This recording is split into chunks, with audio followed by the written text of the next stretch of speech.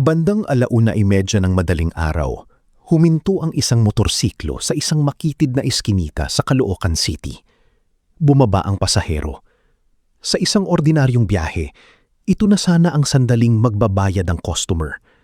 Pagkatapos, aalis na ang rider upang maghintay ng panibagong booking. Pero ayon sa CCTV footage at sa salaysay ng mga saksi, sa halip na magbayad, biglang naglabas umano ng ice pick ang pasahero at inatake ang rider. Bumagsak ang lalaki kasama ng kanyang motorsiklo. Nakabangon pa siya. Sinubukan pa niyang lumayo, pero nagpatuloy umano ang pag-atake. Ilang sandali lamang ang lumipas. Nakahandusay na sa kalsada ang rider. Samantala, ang pasaherong inihatid niya ay tumakas gamit ang motorsiklong pinagkakakitaan ng kanyang biktima. Ang rider ay si Fabio Norberte Jr. At habang nangyayari ang lahat ng ito, may isang batang naghihintay sa kanyang pag-uwi. Isang batang hindi pa alam na ang kanyang ama, ang nag-iisang magulang na natitira sa kanya, ay hindi na makakauwi. Sa videong ito, susundan natin ang huling biyahe ni Fabio Norberte Jr. Ang pag-ataking naiulat na naitala sa CCTV. Ang ikalawang krimeng nangyari makalipas lamang ang halos 3 oras at ang pagkakamaling naging dahilan upang mabilis na matunton ang isang suspect. Titingnan din natin kung anong mga detalye ang kumpirmado sa mga kasalukuyang ulat, alin ang nananatiling aligasyon, at anong mahahalagang tanong ang kailangan pang sagutin habang nagpapatuloy ang investigasyon. Bago tayo magpatuloy, kung gusto mo ang ganitong mga kwento, malaking tulong ang pag-like, pag-comment at pag-subscribe sa Kwentong Kakaiba TV. Sa simpleng suporta mo, mas marami pa tayong kwentong mababalikan ng may respeto at pag-iingat. Si Fabio Norberte Jr. ay 46 na taong gulang. Isa siyang motorcycle taxi rider na kumakayod sa mga lansangan ng Metro Manila. Sa ilang media reports at rider community posts, kinilala siyang nagtatrabaho bilang Move It rider. Gayunman, hindi pa inilalabas sa publiko ang kumpletong booking records na may kaugnayan sa kanyang huling biyahe. Pero higit sa kanyang trabaho bilang rider, si Fabio ay isang ama. Ayon sa kanyang ina na si Carmelina Norberte, may 3 taong gulang na anak si Fabio. Mag-aapat na sana ang bata pagsapit ng Oktubre ng taong kasalukuyan. Ngunit sa murang edad, marami na itong pinagdaanan. Ayon sa pamilya, 1 buwan pa lamang ang bata nang mawala ang kanyang ina. Mula noon, si Fabio ang naging pangunahing magulang at provider nito. Sinabi rin ng pamilya na nasa autism spectrum ang bata at nangangailangan ng patuloy na suporta, pangangalaga at pagpapagamot. Kaya para kay Fabio, ang bawat booking ay hindi lamang simpleng biyahe. Ang bawat pasaherong maihahatid niya ay maaaring maging dagdag na pambili ng pagkain, pambayad sa gasolina, pang-araw-araw na gastusin, at tulong para sa mga pangangailangan ng kanyang anak. May plano rin umano siyang magtrabaho sa ibang bansa. Umaasa siyang sa mas malaking kita, mas mabibigyan niya ng magandang kinabukasan ang batang umaasa sa kanya. Hindi na niya naabot ang planong iyon. Para sa maraming riders, normal ang pagtatrabaho sa gabi at madaling araw. May mga pasaherong galing sa night shift, may mga pauwi mula sa terminal, ospital o trabaho. At sa ganitong oras, maaari ring maging mas mabilis ang biyahe dahil konti ang sasakyan sa kalsada. Ngunit kasabay nito, mas konti rin ang taong maaaring makakita o makatulong kapag may nangyaring masama. Noong Martes, July 14, 2026, naghatid si Fabio ng isang pasahero sa Caloocan City. Bandang 1:30 ng madaling araw, dumating ang motorsiklo ni Fabio sa Talangka Alley, Kaunlaran Village, Barangay 20, Caloocan City. Makipot ang lugar, tahimik ang paligid, at sa oras na iyon, Kakaunti lamang ang mga taong nasa labas. Sa CCTV footage na iniulat ng media, makikita umano ang pagdating ng motorsiklo at ang pagbaba ng lalaking sakay sa likuran. Sa sandaling iyon, tila tapos na ang biyahe. Ngunit ayon sa police account at sa mga saksi, biglang naglabas umano ng ice pick ang pasahero. Nakapwesto si Fabio sa tabi ng kanyang motorsiklo nang atakihin umano siya sa tagiliran. Bumagsak siya kasama ng motorsiklo. Pero hindi siya agad nawala ng kakayahang kumilos. Nakabangon pa umano si Fabio. Sinubukan niyang makalayo sa umaatake. Maaaring naghahanap siya ng masasandalan. Maaaring sinusubukan niyang makarating sa mga bahay upang humingi ng tulong. Ngunit ayon sa isang witness account, nagpatuloy umano ang pag-atake. Narinig ng ilang residente ang pagdaing at kaguluhan sa labas. Nang silipin nila ang nangyayari, nakita nilang inaatake ang isang lalaki. May 2 residenteng nagtangkang humabol sa umaatake. Ngunit ayon sa kanilang salaysay, nagbanta umano ang lalaki na mamamaril siya. Dahil dito, napilitan silang umatras. Mahalagang linawin na walang report na may baril na na-recover mula sa nahuling suspek. Ang sinasabing banta na mamamaril ay hindi nangangahulugang kumpirmadong may dala siyang baril. Ang armas na iniulat na na-recover kalaunan ay isang ice pick. Matapos ang pag-atake, bumalik umano ang lalaki sa motorsiklo ni Fabio. Sumakay siya rito at mabilis na tumakas. Ang motorsiklong ginagamit ni Fabio upang suportahan ang kanyang anak ay siya ring ginamit ng umaatake upang makalayo sa crime scene. Naiwan si Fabio sa kalsada. Makalipas ang ilang sandali, isinugod siya sa ospital. Nagkakaiba ang ilang unang report sa eksaktong oras kung kailan siya binawian ng buhay. May ulat na nagsasabing idiniklara siyang dead on arrival sa Caloocan City Medical Center. May iba namang nagsasabing namatay siya matapos maihatid sa ospital. Ngunit nagkakaisa ang mga ulat sa isang bagay. Malubha ang mga pinsalang natamo ni Fabio sa pag-atake. Ayon sa isang police-based report, nagtamo siya ng sugat sa kaliwang bahagi ng kanyang katawan. At dahil dito, ay hindi na siya nakaligtas. Batay sa unang assessment ng mga otoridad, hindi lamang simpleng pananaksak ang nangyari. Matapos ang pag-atake, tinangay ang motorsiklo ni Fabio. Dahil dito, robbery at carnapping ang pangunahing direksyon ng investigasyon. Ngunit may isang mahalagang tanong. Planado na ba ng pasahero ang pagkuha sa motorsiklo bago pa man siya sumakay? O bigla lamang niyang nakita ang pagkakataon nang makarating sila sa isang tahimik na lugar? Hindi pa inilalabas ang booking account information, pick-up point, route history at iba pang digital records na maaaring makatulong upang masagot ito. Wala ring public report tungkol sa anumang pagtatalo sa pamasahe. At sa mga unang detalye ng kaso, wala ring indikasyong personal na magkakilala sina Fabio at ang kanyang pasahero. Kaya sa kasalukuyan, ang pinakamaingat na paglalarawan ay ito. Inatake umano si Fabio at tinangay ang kanyang motorsiklo. At dito natin mahihinuha kung gaano kadelikado ang trabaho ng mga motorcycle rider sa pakikipagsapalaran nila sa kalsada, lalo na sa gabi at madaling araw.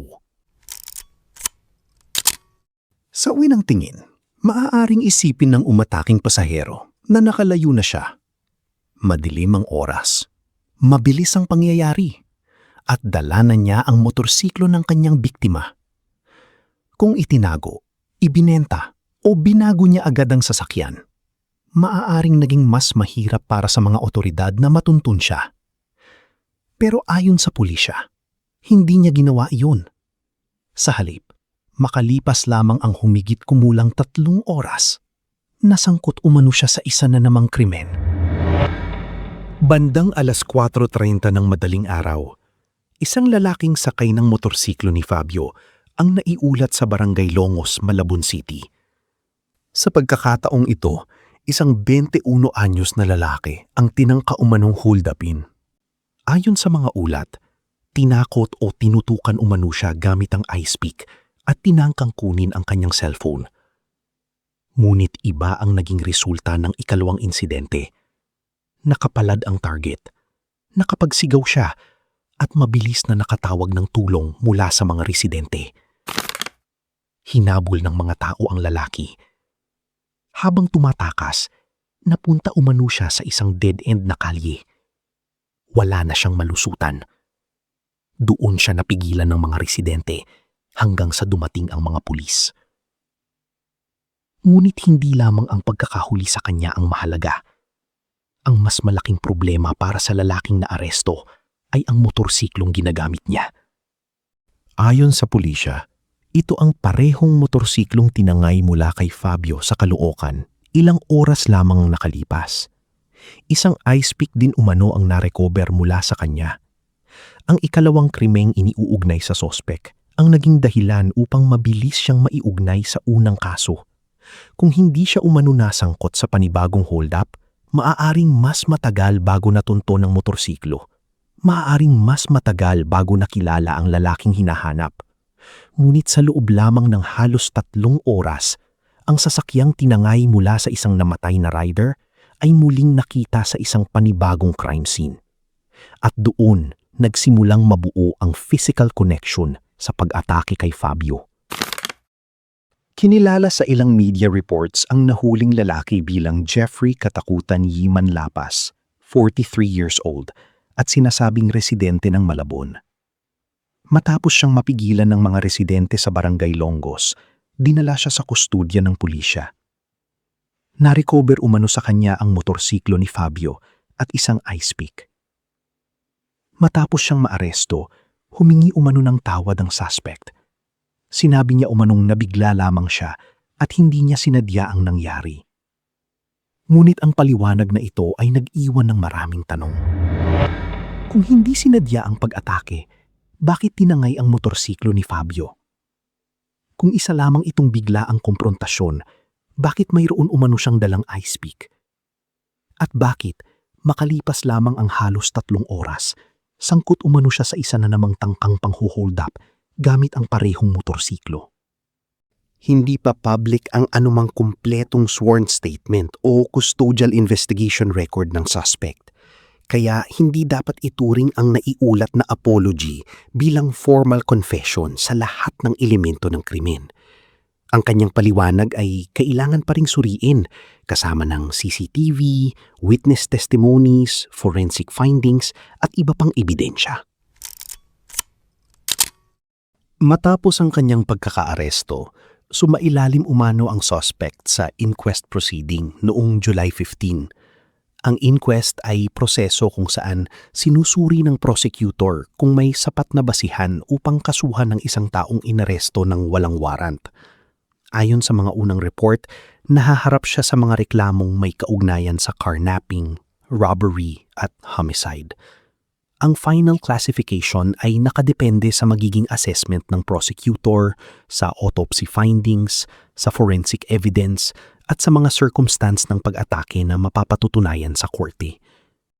Sa mga oras na ito, wala pang final public court ruling o verdict, wala pang kumpletong trial, at hindi pa napapatunayang guilty ang suspect. Para sa pamilya ni Fabio, hindi natapos ang kanilang paghihirap sa pagkakahuli ng suspect. Sa katunayan, nagsisimula pa lamang ang mas mabigat na bahagi. Ayon sa ina ni Fabio, hindi sapat ang anumang paghingi ng tawad. Walang salitang makapagbabalik sa kanyang anak. At walang paliwanag ang makapagpapadali sa pagsasabi sa isang bata na hindi na uuwi ang kanyang ama. Nawalan na ng ina ang anak ni Fabio noong halos 1 buwan pa lamang ito. Ngayon, bago pa man ito sumapit sa ika-4 na kaarawan, wala na rin ang ama nito. Ang planong pag-abroad ni Fabio ay para sana sa bata. Ang mga gabing ginugol niya sa kalsada ay para sana sa pagkain, pangangalaga, pagpapagamot at mas maayos na kinabukasan nito. Ngayon, ang pamilyang naiwan ang haharap sa responsibilidad na ipagpatuloy ang pagpapalaki sa bata. Samantala, mabilis ding kumalat sa social media ang mga panawagang Justice for Fabio. Nagpahayag ng pakikiramay ang maraming riders at rider groups. May mga nanawagan para sa mas mahigpit na passenger verification, mas mabilis na emergency response system, mas malinaw na booking records, at mas matibay na proteksyon para sa mga rider na bumibiyahe sa gabi at madaling araw. May ilan ding nanawagan na payagang magdala ng defensive equipment ang mga rider. May iba namang ginamit ang kaso upang muling buksan ang usapin tungkol sa death penalty. Ngunit hiwalay ang mga pampublikong debate na yon sa ebidensya ng mismong kaso. May mga donation appeals din na kumakalat online para sa batang naiwan.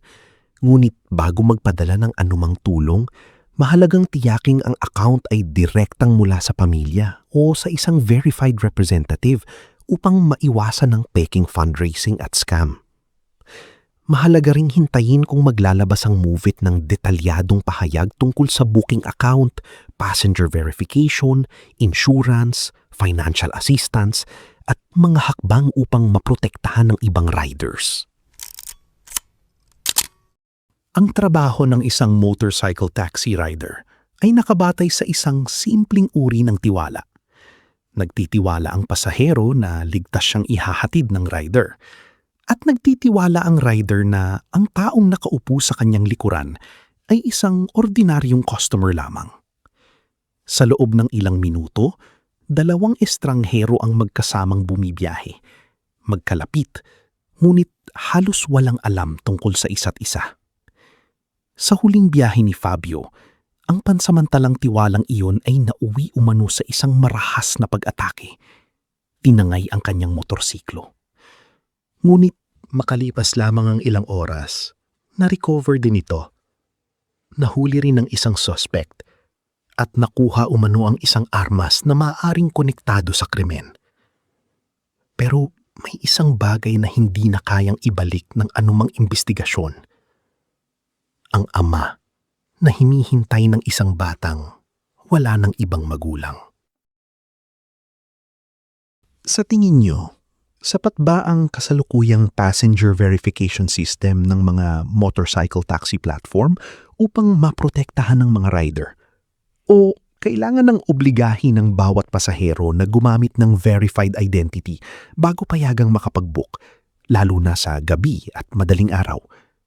Bukod dito, kailangan na rin ba ang mas mabilis na emergency alert system at direktang police coordination para sa mga booking sa gabi at madaling araw? Ibahagi ang inyong opinyon sa comment section.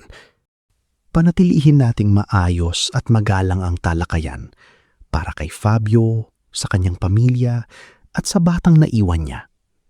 At tandaan nating nagpapatuloy pa ang legal process at wala pang final na hatol ang korte. Kung nakatulong ang videong ito upang mas maunawaan ninyo ang kaso, huwag kalimutang mag-like, mag-subscribe, at i-share ang video. Sa huling biyahe ni Fabio, na-recover ang motorsiklong tinangay mula sa kanya. Ngunit ang batang naghihintay sa kanyang pag-uwi ay habang buhay nang maghihintay sa isang amang hindi na darating. Ito ang Kwentong Kakaiba TV. Totoong kwento, kakaibang dilim, aral na hindi malilimutan.